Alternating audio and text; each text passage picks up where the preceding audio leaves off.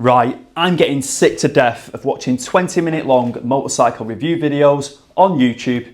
You know the ones, over-scripted, over-produced, and at the end of the video, you're still sat there thinking to yourself, yeah, but is it actually any good? Well, not today. This review of the Royal Enfield Classic 350 cuts out the nonsense and gets straight to the stuff that actually matters. Time's precious. I don't want to waste yours, so this video is going to be straight to the point. And make sure you stick around until the end, because I'm going to make a bold statement about this bike, and it's one that might ruffle a few feathers. So, is the Classic 350 still relevant in 2025? Or is it just coasting on nostalgia? Let's get into it. Let's kick off this review with a brief history of the Classic. The Royal Enfield Classic 350 isn't just a retro style bike, it's the continuation of a bloodline that goes back to post-war bullets. Bikes that were simple, rugged, and built to just keep going. In 2009, the Classic 350 as we know it today arrived, and it hit the sweet spot. Riders wanted something straightforward, stylish, and full of old school charm, and Enfield gave them exactly that. It became the bike for riders across India and beyond. Then in 2022, the Classic 350 Reborn hit the UK. A ground-up redesign built on Royal Enfield's new J-Series platform, shared with the Meteor 350.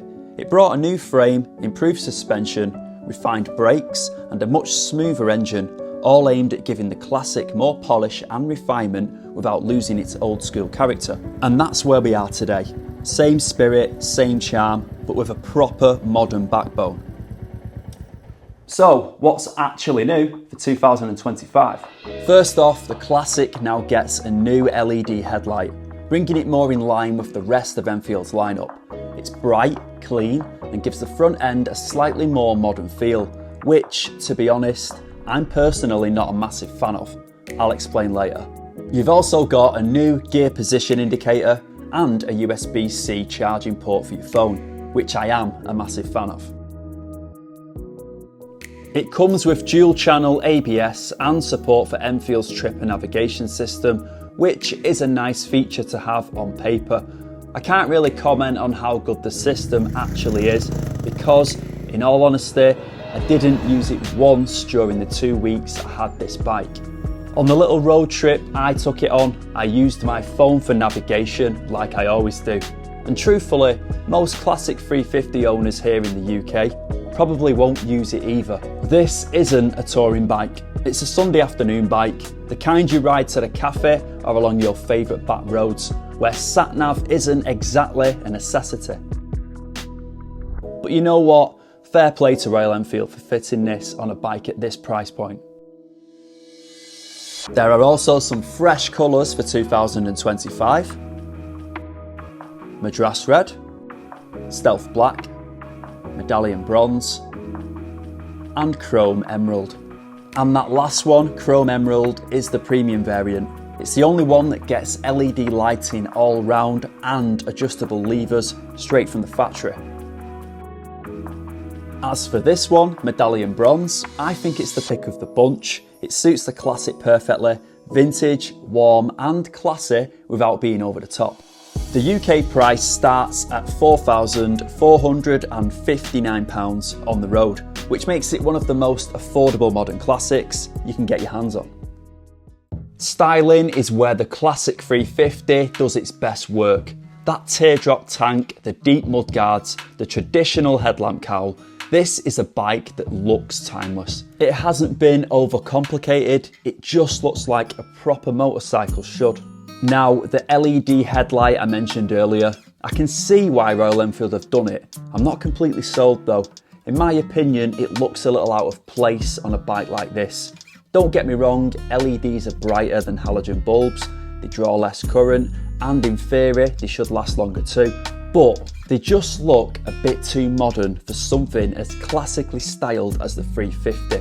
I'm sure they're reliable, but if one was to go faulty, it definitely costs more to replace the unit than a simple halogen bulb. That's just my take though, and I'm probably in the minority on this one. Let me know what you think in the comment section. Everything else about the design though feels spot on. I mean, just look at it. The proportions are perfect, the chrome detailing is tasteful, and that engine with its polished cases and the cooling fins ties it all together beautifully. It's honestly one of the best looking motors out there, perfectly in keeping with the Classic's old school character. Put all of that together and it's no surprise this bike gets attention. Every time you take it out, it turns heads. I've even had people stop me in petrol stations and car parks just to talk about it. And some of them weren't even motorcyclists. It's one of those rare bikes that gets noticed and admired by everyone, whether they ride or not. The seat height is about 805mm, which makes it accessible to most riders. And the seat itself, honestly, it's one of the most comfortable stock seats I've sat on in a while. That wide tractor style design spreads your weight nicely. Yes, Royal Enfield does sell an even comfier touring seat, but I can't see my backside ever complaining on this one. Swing a leg over and straight away you get what this bike is about, a natural upright riding position that feels instantly comfortable. For reference, I'm 6 foot tall with a 32-inch inseam, and this is what I look like on the Steed. As you can see, it's a relaxed fit, no weird stretches, nothing cramped, just easy upright comfort. I really like the way the foot pegs are set slightly forward too. And if you carry a pillion, the rear seat is almost just as comfortable as the riders, and it comes with a proper grab rail as standard. Now, this isn't a light bike for a 350. At around 195 kilos wet, you can definitely feel that weight at a standstill, whether you're paddling it around the driveway or pushing it out of the garage. But once you're up on the seat, it doesn't feel top heavy or awkward. It's balanced and steady, and I'll share with you how that weight actually feels once we get it out on the road. Sat on the bike, everything you reach for feels sturdy and well made, and that takes us nicely onto the controls. The grips are chunky, the levers have a solid heft to them, and the foot pegs with those thick rubber covers give a nice planted feel under your boots. It all adds up to a surprisingly premium impression for a bike at this price. The switchgear is straightforward, and overall nothing here feels flimsy or cheap. It's all simple, solid and confidence inspiring. Royal Enfield have really focused on the rider's contact points with the Classic 350. And while everything you touch feels solid and well thought out, what really makes this bike work is what's underneath it. Power comes from Royal Enfield's J Series 349cc single cylinder air oil cooled engine. It makes around 20 horsepower at 6,100 RPM and 27 Newton meters of torque at 4,000 RPM. It's not built for speed, but it's smooth, torquey enough for everyday use and impressively efficient. Royal Enfield claim just over 100 mpg UK, and in the real world most riders see around 80 to 90 mpg, which is still excellent. With a 13 litre tank, that gives you solid range before you're hunting for fuel. The gearbox is a 5-speed constant mesh, the clutch is light, and overall the setup is designed for easy, everyday usability rather than outright performance. The frame is a twin down tube spine design, giving the bike a solid backbone. Suspension is 41mm telescopic forks at the front and twin tube shocks at the rear with 6-step preload adjustment. The brake calipers are bi-brake, which, as we all know by now, they are basically Brembo brakes. We've got 300mm discs up front and 270mm discs at the rear, and as I mentioned earlier, the bike comes with dual channel ABS as standard. The front wheel is 19-inch and the rear is 18-inch, fitted with Seat Zoom Plus tyres. We've got a profile on the front of 190 and at the rear 120/80. On paper, it's a solid setup that promises comfort and stability rather than performance, but specs only tell part of the story. Let's see what it's like on the road. Before I take the bike onto the road, I just want to show you briefly how good the build quality is on this bike. It's phenomenal. So looking around it, I'm trying to pick faults with it. I want to pick faults with it, but I just can't. The welds on the frame are tidy. The paintwork has been finished to a high standard. Everything's got a solid clunk to it. Now I've got a magnet, I've got some tape over the end, so nobody can rinse me in the comment section and say, oh, you're scratching the tank, you're scratching. I'm not scratching anything. I just want to see what is metal on the bike. So we've got the front mudguard, metal, metal, metal. I will stop saying metal now because that is quite annoying.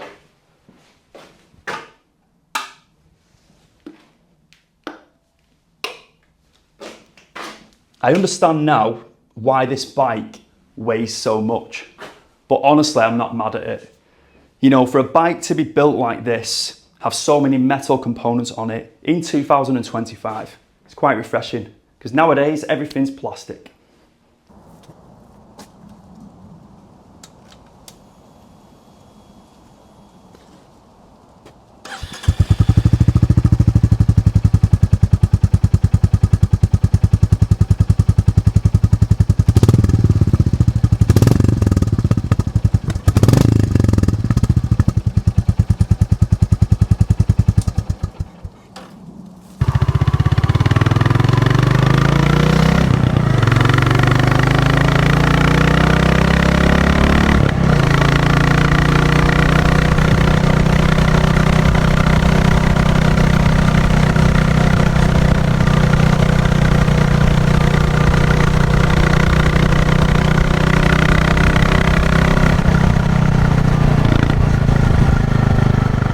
Out on the road, the Classic 350 is exactly what you'd expect. Smooth, steady, unhurried. It doesn't pretend to be fast, it's happiest thumping along at 40 to 60 miles per hour.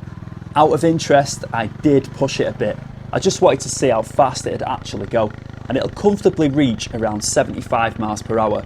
And to be fair, it still felt like it had a little bit more left to give. Would I advise riding at those speeds on this bike? Absolutely not. That's not what this bike's about. It's much happier just cruising and taking things at its own pace. The engine pulls cleanly and feels relaxed at cruising speeds. The gearbox has that solid mechanical clunk when you shift, positive, reassuring, and I didn't hit a single false neutral the entire time I rode it.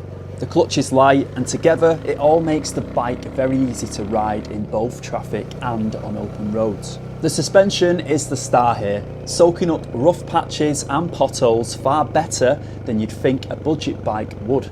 In fact, it does a better job than my pre-facelift Interceptor 650 ever managed. The suspension really is a weak point on the Interceptor, more noticeable on the front than the rear in my opinion, and it's something that I'm looking to upgrade in the future. But on the Classic 350, I don't feel any need whatsoever to replace the stock setup. It's more than acceptable on a bike like this and for what it's designed to do. The brakes do exactly what they're supposed to. They've got more than enough stopping power for a bike with only 20 horsepower, and they do it without any drama or fuss. Handling is neutral and confidence inspiring. It turns in quickly on those skinny tyres, which makes it great for filtering through traffic. Try to lean it hard into corners though, and it never feels completely natural.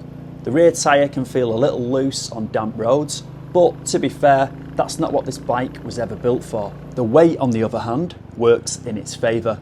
Out on faster roads it feels solid and stable, holding its line nicely even when you're being overtaken by larger vehicles. It's not twitchy or nervous, it just feels planted. In short, it's a bike that makes even slow rides enjoyable. Because with these Royal Enfields, it's not about the figures and the spec sheets, it's about how they make you feel.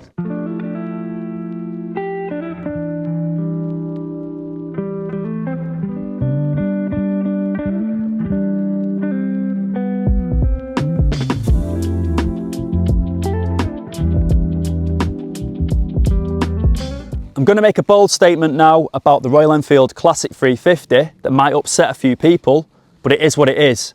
The Royal Enfield Classic 350 is the best pure modern classic motorcycle that money can buy today. And when I say pure, what I'm trying to say is that this bike genuinely resembles a classic motorcycle from back in the day. Right, here's the thing. The Classic 350 has no real competition. I love Triumph motorcycles, I always have. But for this comparison, you've got to take them out of the equation, and here's why. Every Triumph modern classic now is liquid cooled. And look, I totally understand why they've gone that way. We all know the advantages of a liquid cooled engine over an air cooled one. But let's be honest, liquid cooling isn't really a trait of a proper classic motorcycle. And the whole point of those Triumphs is to look and feel like the old classics they're inspired by. Now, the Norton Commando is air-cooled and it's a beautiful looking bike. It genuinely looks like a proper classic motorcycle until you get to those bright gold anodized Öhlins forks. I'm not totally against gold forks, but they've got to be on the right bike. And don't get me wrong, Öhlins make incredible suspension, but on a bike that's trying to look old school, those forks are a complete vibe killer.